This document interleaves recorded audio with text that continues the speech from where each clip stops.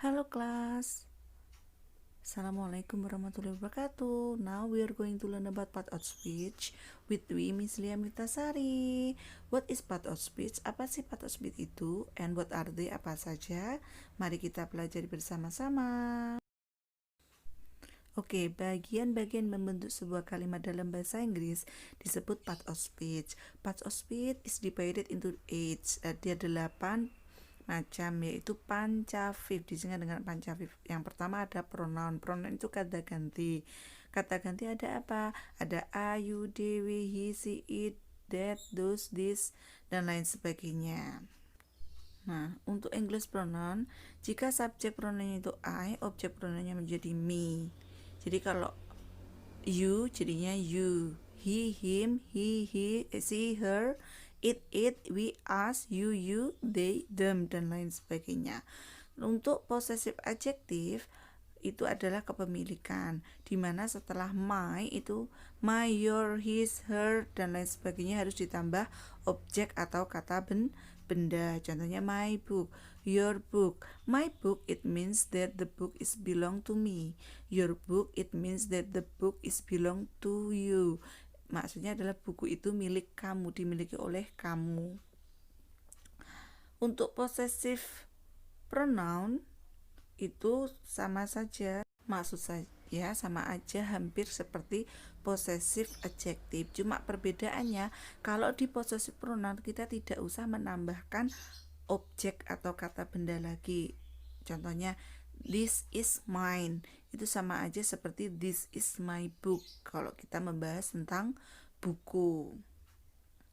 Your book, this is yours, contohnya kayak gitu. Makanya kadang ada lagu I'm yours, it means that aku milikmu, sama aja seperti I am your girlfriend. Contohnya kayak semisal kita mengungkapkan yours-nya itu mengacu kepada pacar kamu. Contohnya I'm your girlfriend, I'm yours, kayak gitu cukup. Seperti his jadinya his. Kalau reflexive pronoun myself itu maksudnya diriku sendiri. Contohnya I do it myself, aku mengerjakannya sendiri. Kadang guru juga ngomong do it by yourself, maksudnya apa? Kerjakan sendiri-sendiri. He does it by himself, dia melakukannya sendiri. Dia siapa? Lelaki. Nah, selanjutnya kita akan membahas adjektif. Adjektif itu apa sih? Kata sifat. Adjektif sendiri contohnya seperti beautiful, handsome, ugly, smart, clever, foolish, stupid, crazy, lazy, dan lain sebagainya. Contohnya di sini, Rani is so beautiful. Jadi Rani is so beautiful. Kata sifatnya apa? Beautiful. Rani, karena ini termasuk kalimat nominal, di mana ada kata kerja bertemu komplement berupa adjektif, maka tidak to be atau kata kerjanya tidak diartikan. Rani cantik. My cat has brown fur. Brown, warna, itu juga termasuk kata sifat. Seperti red, white, blue, atau he has red, her face is reddish, wajahnya kemerah-merahan. Reddish, red, itu semuanya merupakan kata sifat. Selanjutnya kita akan membahas kata benda. Apa aja sih kata benda itu? Contohnya seperti cat, dokter, school, Bandung, nama kota, pencil, teacher, student, and the name of the place itu, atau veil, kerudung, gown, dress, t-shirt, itu semuanya dinamakan kata benda. Contohnya I buy a new computer today. Kata bendanya yang mana? Computer di sini. Your hair is so beautiful. Your hair, kata bendanya apa? Hair, rambut. Atau mungkin I am a teacher. Kata bendanya apa? Teacher. Nah, teacher di situ merupakan komplement berupa noun, maka ini termasuk kalimat nominal, di mana kata kerjanya bukan merupakan aktivitas, akan tetapi dia merupakan penghubung antara subjek dengan komplement atau pelengkap. Lihat di modul kalian sendiri-sendiri ya. Nah, selanjutnya ada conjunction. Apa sih conjunction? Itu kata penghubung seperti for, nor, and, but, and then beside, otherwise, luckily, when, while. Itu semuanya termasuk conjunction atau kata penghubung. Contohnya, do you like pink or blue? Or di sini berfungsi sebagai kata penghubung. Both of my mother and her baby are treated in the hospital. Di sini kata penghubung apa? Yaitu and. Selanjutnya untuk nomor 5 itu ada adverb. Apa sih adverb? Itu kata keterangan. Contohnya quickly, beautifully, and then honestly, very, always, itu semuanya keterangan. Usually, and then rarely, fast, dengan cepat, slowly, itu semuanya kata keterangan. Contoh kalimatnya, she sing beautifully. Dia menyanyi dengan cantik. I always eat my food slowly. Aku selalu memakan makananku dengan pelan-pelan. Jadi menunjukkan cara. Keterangan sendiri tidak harus keterangan cara, bisa keterangan tempat, frekuensi, yaitu adverb of frequency, adverb of place, atau mungkin the ways juga bisa. Itu namanya adalah kata keterangan. Selanjutnya kita bahas verb. Kata kerja perlu kita tahu seperti dalam bahasa Indonesia pun sendiri. Verb itu divided into two. Apa aja? Ada yang namanya transitif butuh objek, ada intransitif tidak butuh objek. Apa aja yang tidak butuh objek? Seperti sleep, tidur. And then cry, menangis. Jadi tidak ada objek pun sudah disebut dengan kata kerja.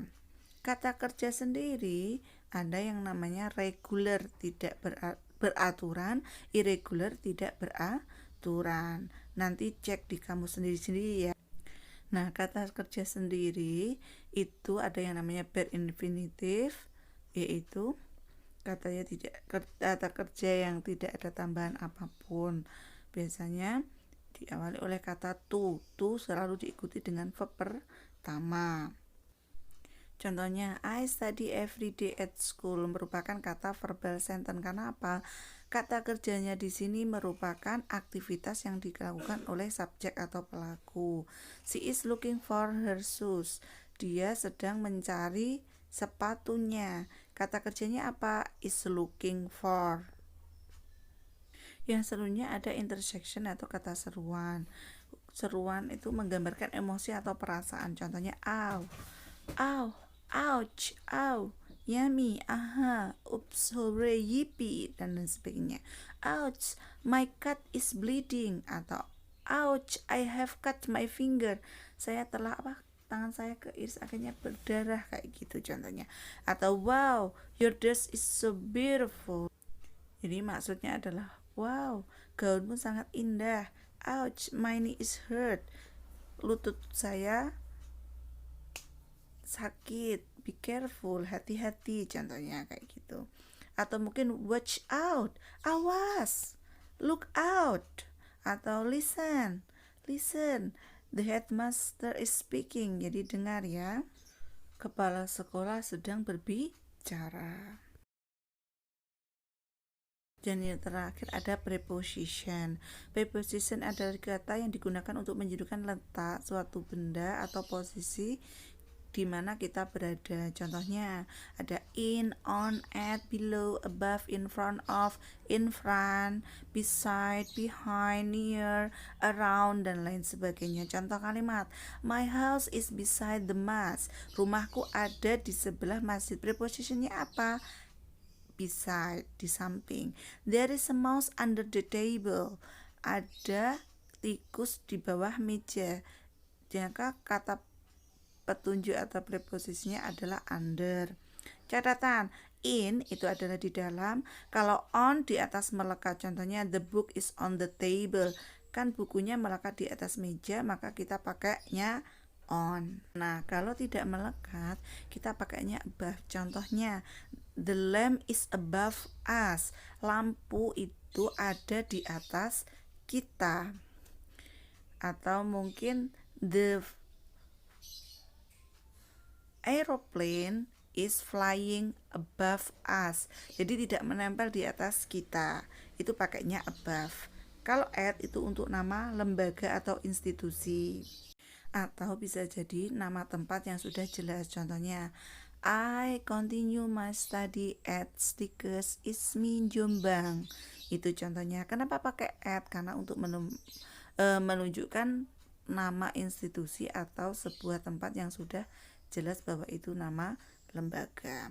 Contohnya lagi, kalau perbedaan in front dengan in front of.